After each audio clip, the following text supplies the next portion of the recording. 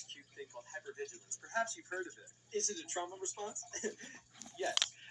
But it's also one of my favorite gifts I've ever been given because there's so much shit that I think just flies under the radar for most humans that I'm just like, oh, I caught that. For example, let's say you take a little joke at my expense, right? I can tell right off the bat whether the intention was like a playful roast or if there was actually something behind that. If you start speaking to me in a tone that you don't usually use, I'm going to notice that. If your texts all of a sudden go from wordy to dry, I'm going to notice it. And if your body language is just a little bit different than usual, I'm going to notice it too.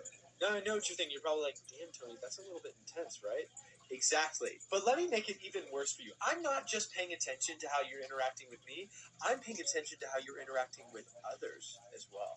If I watch you tell a white lie to one of your friends, I'm going to make a mental note of that because I know it's only a matter of time before you start telling me little white lies. If you're fake as hell to somebody I know for a fact you don't like, I'm going to pay attention to that because how much of our relationship is fake? Are you gossiping about your friend's secrets that they told you in confidence? Noted. And whenever I see that type of behavior, I make a little prayer to baby Jesus that he bless and keep you far away from me. Now, maybe you're thinking to yourself, Tony, you're just being paranoid.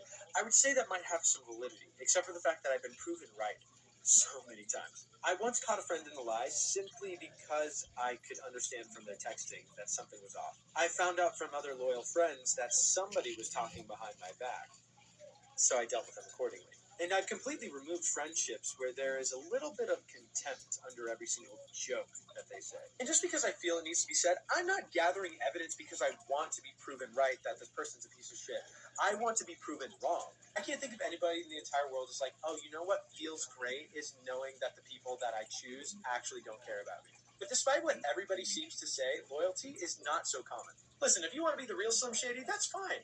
But you're going to do it out of my life. And this right here is why I love spending time by myself, because I don't have to exhaust myself trying to figure out if this person's intentions are good or not. But I think a big upside to hypervigilance is that it's kind of stopped me from abandoning myself so much, because now I'm aware of what the consequences will be. When a friend drops the mask and I see them for what they really are, I'm no longer surprised or hurt quite as deeply because I already saw all the signs. I don't tend to get as angry with other people. I just get angry at myself because I already saw those signs. I knew exactly who they were. And since most of the time I learn from my mistakes, I remember that and I make the better choice the next time. So if I see you acting a little sus, I'm just going to move myself right out of the way. For